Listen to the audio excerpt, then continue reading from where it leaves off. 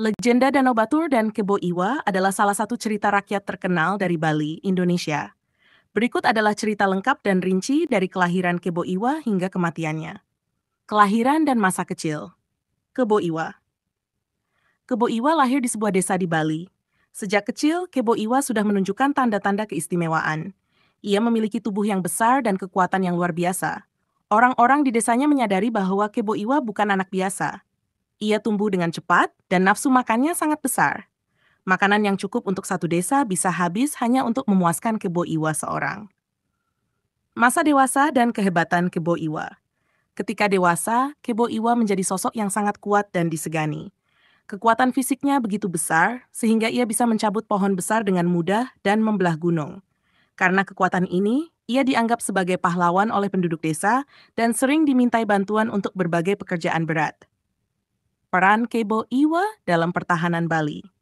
Pada suatu masa, Bali menghadapi ancaman dari kerajaan Majapahit yang ingin menaklukkannya. Dalam upaya mempertahankan pulau, Kebo Iwa menjadi tokoh penting yang dipercaya oleh rakyat Bali untuk melindungi mereka dari serangan musuh. Kebo Iwa berhasil mempertahankan Bali dari beberapa serangan karena kekuatan dan keberaniannya yang luar biasa.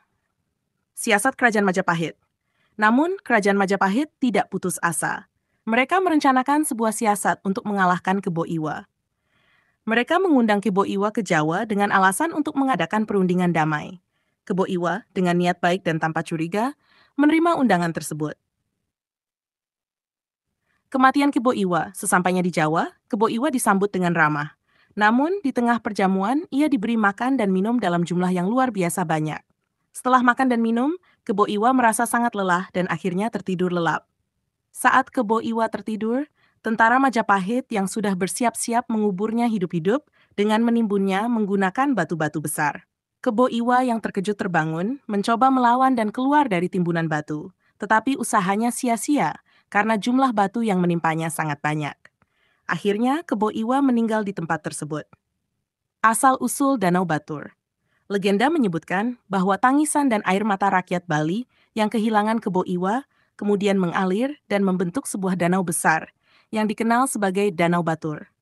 Danau ini terletak di kaldera Gunung Batur dan merupakan salah satu danau vulkanik terbesar dan terdalam di Bali. Makna legenda.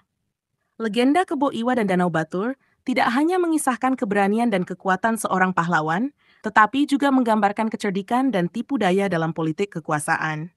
Kebo Iwa, dengan segala kekuatannya, tetap tidak mampu melawan siasat licik musuhnya.